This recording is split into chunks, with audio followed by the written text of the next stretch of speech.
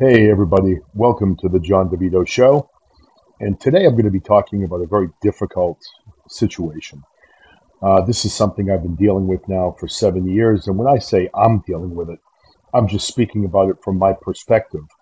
Um, Other members of my family are also dealing with it. And the person that is suffering the most from this situation is my father. My father, Ralph, I've talked about him a lot on this show over the years. He's 83 years old. And roughly 7 years ago, he had a stroke while he was driving his car, and he ended up hitting a tree in New Hampshire in the town he lived in. And we didn't know what happened at the time. We thought maybe he passed out, or maybe he got in a car accident and bumped his head and had a concussion. But after we got through the accident and got him out of the hospital and things like that, he had testing done. And we learned that he had the beginning of vascular dementia and or Alzheimer's disease. I don't know enough to differentiate the two, but I know that dementia, Alzheimer's, they're all part of the same type of injury to the brain, similar to what you would say if someone is on the autism spectrum. So my father, for 7 years, has been living with the effects of this stroke that he had, and we believe that he's had more strokes over the last several years, little mini strokes they call him. And we've watched my father rapidly decline over the last 7 years. So, I've talked about my father a lot, and a lot of times, like any father and son, it can be a complicated relationship. My father is a baby boomer. He was born in 1940, and he grew up in a home of immigrants. And I think his home life, even though he didn't talk a lot about it, wasn't always perfect. I think that there were challenges in his home, just like most of us have. So my father grew up and he had dreams and was always very insecure about the fact that he grew up in a town where some people had money and he didn't have very much money at all. His parents were factory workers. So my father always had, I think, to take a very serious mindset when it came to life because he wanted better in his life. Now, his parents worked hard and they gave him a strong work ethic, and he made it through high school, even though he most likely had learning disabilities and struggled through school. He ended up going to the Air Force and having a 4 year career in the Air Force.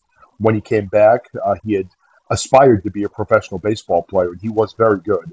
He got interest from several professional baseball teams, the Boston Red Sox, the Baltimore Orioles. He's in his high school Hall of Fame.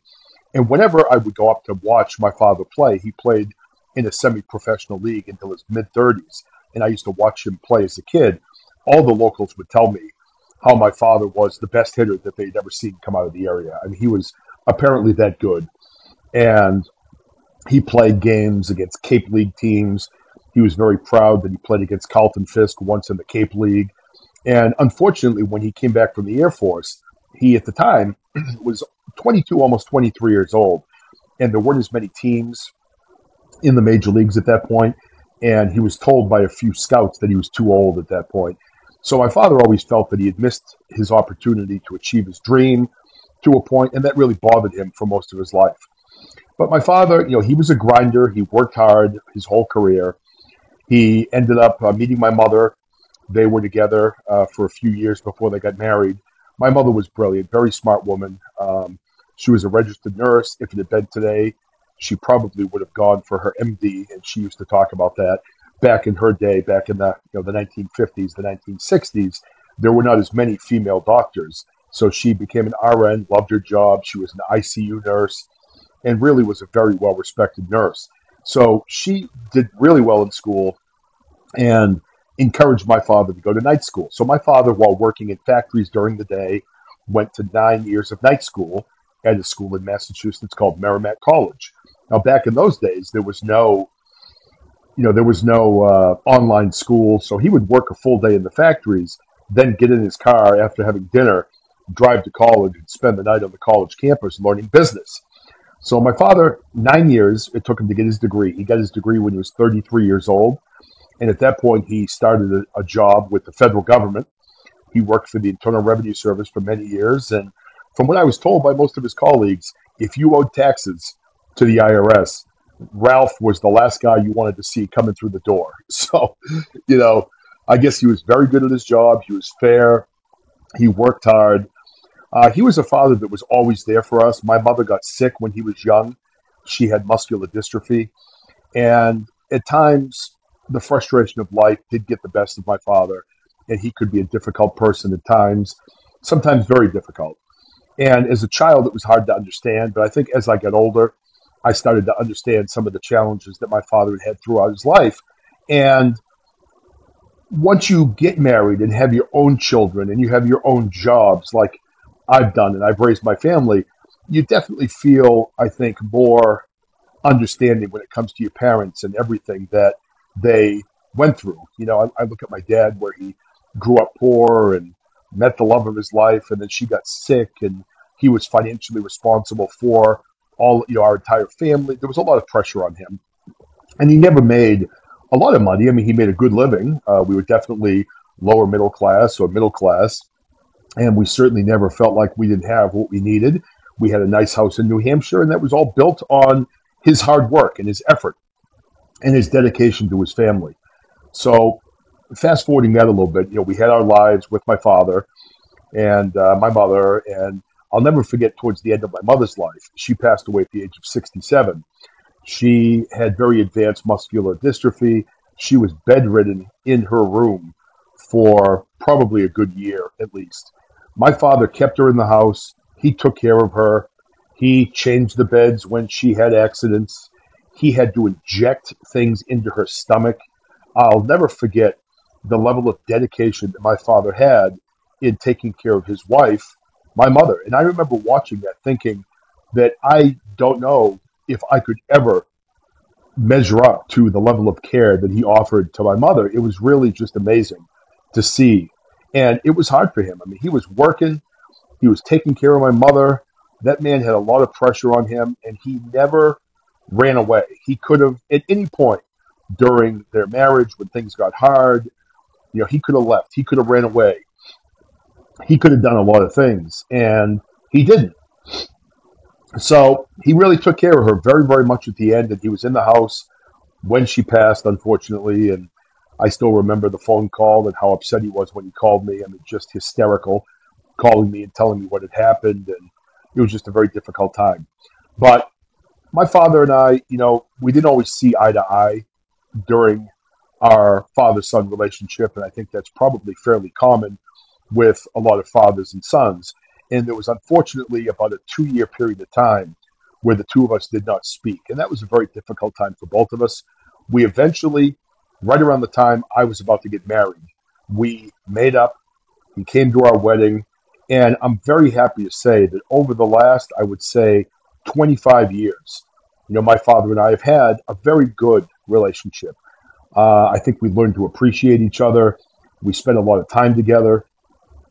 We went to lunches with his friends. His friends have a monthly luncheon up at a place in Salisbury, Massachusetts called the Winner's Circle. And if you're from Massachusetts or New Hampshire or even Maine, I'm sure you probably know the Winner's Circle. It's a very cool place, not too far from the ocean in Salisbury, Massachusetts. So once a month, I would go with him. I would meet all of his old high school friends, and we would have these amazing luncheons where I could see my father, talking and really reliving old times they had together with friends that he had from the time, some of them, where he was a young man. He has friends by the name of Paul and Jerry and Kevin, and had a really good friend, Leo, who was an amazing hockey player and actually had his number retired at Northeastern University. And Leo, his last name is actually Leo Dupree. He passed, unfortunately, but his nephew is now playing minor league baseball, Jared Dupree, who was an excellent baseball player and ended up also going to Northeastern University. So, long story short, over the last 25 years, my father and I have actually really formed a really good relationship. But now going back to the original point of the story, Alzheimer's, dementia. My father has it, and some of his wishes were he wanted to live at home for as long as he could. So he worked very hard to buy his house in New Hampshire, and we kept him at his house for as long as humanly possible. We had visiting angels going into his house 4 or 5 times a week. We were paying his bills. We were shopping for his groceries. We had people stopping in to help him. Eventually, we had to take away his car because he started getting lost driving, and we did not want him to injure himself or injure anybody else. So we took his car away at a certain point, and he was kind of trapped in his home. But his memory had gotten so bad, his short-term memory, he would repeat the same things over and over and over again in a very short amount of time. His long-term memory was still good. Like he would remember if we got in the car and drove from his house in Atkinson, New Hampshire, and drove to Hampton Beach up in New Hampshire, he would tell me where all of his friends used to live and all these different things that happened in his childhood. But it was just his short-term memory that really struggled. So over the last several months, it started in June when I was in Florida with my son for a baseball tournament. My son, who's my third, also my fourth, but my third I was in Florida with, and he loves baseball just like his grandfather. He's a very good baseball player, and I know his grandfather is very proud of him, just like he is all my kids. But he and my third child, who is my second son, I've also had kind of like a connection because of baseball. So we were down in Florida, and my son was playing in a national tournament right at JetBlue Park where the Red Sox play in spring training. And we got a phone call that he was having some health problems at his house. So when I flew home the next day, I came home, we flew into New Haven, Connecticut, and I drove directly to my house, dropped off my son, and then went up to New Hampshire. I live in central Massachusetts, about an hour and 20 minutes from Atkinson. So I drove up, saw my father. He was having all kinds of swelling in his body due to a heart issue that he had developed. And we had to admit him into the emergency room, or else we were afraid he was not going to make it. So my father went to the emergency room. He was there for at least a week. He got transferred to rehab and spent about a week there. And then we decided to put him in an assisted living community that we found in Worcester, Massachusetts. And the name of this place is Eisenberg Assisted Living. Just a phenomenal place. The people were amazing. Just a caring staff of wonderful people that really went out of their way to try to accommodate my dad and give him a comfortable place to live. Unfortunately, my father's deterioration because of dementia and Alzheimer's made it very difficult for them to take care of him. He needed services that they could not provide, and we ended up having to put him into the hospital to get some help with his medications and things like that in hopes that we would be able to bring him back to that particular location. But it turned out that, my father, unfortunately, has continued to, I guess, get worse over the last 2 or 3 months. We put him into Eisenberg back in August, and he was only there for about 3 months before we had to put him back into the hospital again. And now he's been in the hospital literally for the last month. They're working and trying to do anything they can to get his medications right. And unfortunately, it looks like when he gets out, we're going to be putting him in a full-blown nursing home. So, the point of this story is just to talk about family relationships, to talk about a little bit about my father, and I guess a little bit for me to just vent about the situation that we're all dealing with. Life really moves so quickly, and before you know it, you could be irritated with your parents, you could be irritated with your children, you could be irritated with people that you care about, but life really is too short. And hopefully, if any of you that are listening to my voice are in a situation right now where you're not getting along with somebody you love, hopefully you can find a way to put those things behind you and maybe make that relationship better. I mean, sometimes not all relationships are salvageable. So if you have a relationship that's not worth saving, then sometimes it's best to walk away to maintain your sanity, to make sure that you're in a healthy place. But when I think about my father, I'm so glad that we had the last 25 years where we really got along well and we formed a good friendship. But the problem with that is it makes it that much more difficult here as we're now facing the end of his life. And, that's where we're at right now. I don't know if he has a month, 6 months, a year, but I do know with what I'm seeing right now is I do not want my father to suffer for any longer than is, absolutely, I guess, necessary in the eyes of whoever the higher power is. I was praying for a long time for my father to get better. I know that that's not going to happen at this point. And to see my dad in the state that he's in right now, He's stuck in a chair. He's having hallucinations. He is he doesn't have many words anymore, and he is forgetting more and more every day. And to see him having trouble with incontinence and things like that, and just having absolutely no quality of life is literally the most heartbreaking and painful thing I think I've ever had to experience in my life.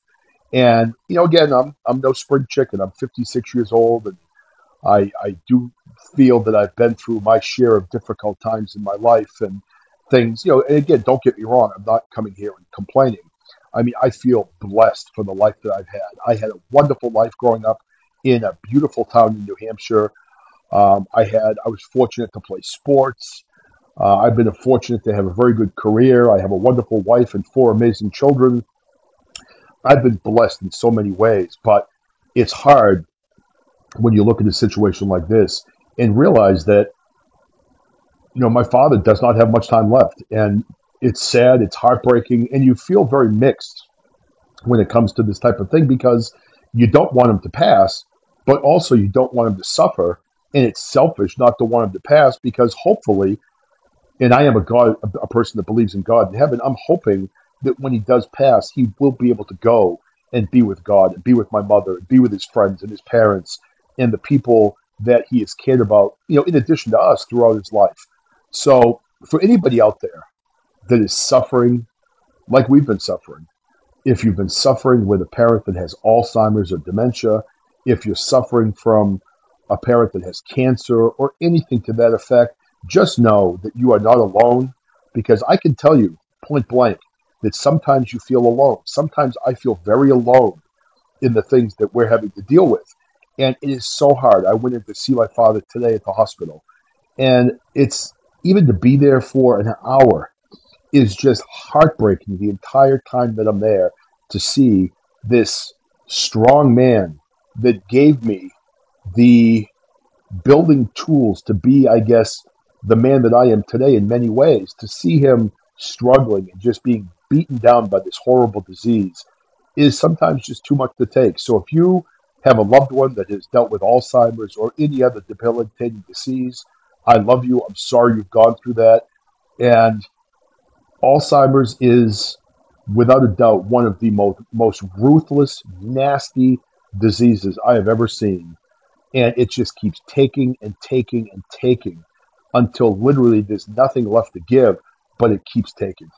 And that's kind of what we're experiencing right now. So if you're out there and you listen to my show and you enjoy my show, which I hope you do, I hope that you would consider maybe saying a prayer for my father. His name is Ralph. You know my last name, so it's Ralph DeVito. He's struggling. His family loves him. He's got four grandchildren that love him. He's got a daughter that loves him. He's got a son in me that loves him, a daughter-in-law that loves him, and a lot of friends that really care about him. So if you get a chance and you could say a prayer for my father, it would mean the world of it for my family. And just know that I'm praying for all of you. I hope that no one in your life has to go through what my father's gone through. But thank goodness I did come back to God 2 years ago because I don't know if I would be able to survive this without being able to pray to God and go to church and feel the strength that comes along with being someone that has faith in a higher power. So, oh man, I'll tell you, this has been a very long period of time, and the thought of putting my father in a nursing home right now is heartbreaking because that is someplace he did not want to end up, and he made that very clear. But I don't think we have another choice. I don't think we can take care of him at home. He's too complicated, and I think it's going to be the place where he gets the most care. So this has been such a hard period of time, and I think I underestimate how hard this is sometimes because I don't talk about it. I tend to internalize things. But life sometimes can be hard. And it was funny. I posted something about this on my X account last night, and someone gave me the best quote. And it was something they just written. It actually wasn't an official quote, but they're just talking about how God is teaching me in these moments strength and teaching me how to be here. I can't even remember exactly what the quote was, but it was such a powerful quote. I remember I particularly singled that one out and really looked at it and loved it. And I've thought about it quite a bit. I'd have to go back and look at it again and find it in my X account, but it was such an amazing quote. I really appreciated that person reaching out to me. So, anyway, hopefully all of you guys don't mind this. This isn't the normal, self-help type of podcast that I do, or interview, or even something political or sports-wise. But I really need to get on and just talk about my feelings a little bit today, because I do feel like that this is almost my verbal journal. I'm not much of a writer, but I do like to get on and talk. And when I'm feeling a certain way, it kind of helps me to talk out things. And, I don't know what tomorrow's going to bring. And I don't even know how I'm going to feel when we finally get the phone call that my father does pass. Because again, I'm going to feel, I think, a combination of relief that he's not going to suffer anymore, and happiness at the thought that maybe he's moved on to something better. But then also sadness because my dad's gone, you know? And I may be 56 years old, but he's still my dad, and that never changes. So he's the last remaining of our four grandparents. My wife's parents both passed. Two wonderful people who I loved like my own parents. My mother passed back in 2007. So this is the last grandparent that my kids have, and I know this has also been very difficult on them. So anyway, I want to thank all of you for listening to me, and I do hope you get value out of my podcast. I do hope that I'm connecting with you somewhat. And I know that I have people that are listening from all over the world. Right now, this month, I see the stats. Connecticut is actually my number one state right now in New England, even more than my own state of Massachusetts. But I see, I get listens from Africa, from Slovenia, from Ukraine, from all over the world, which is really humbling. So if you think that you're out there listening to my show and I don't see the numbers, I do. For the people that are in Sudan, I see that I got 3 listens this month in Sudan. So I see you. And I do, it really humbles me to think that I have people from so many different places listening to my podcast. It really means a lot to me. So I hope all of you have a wonderful weekend. Thank you for listening. And if you're looking for a charity to maybe donate some money, the Alzheimer's Association is a good one, because it is a ruthless disease and it affects a lot of people, my father included. All right. I love all of you. Thank you for tuning in to the John DeVito Show, and I hope you have a great weekend. Bye bye now.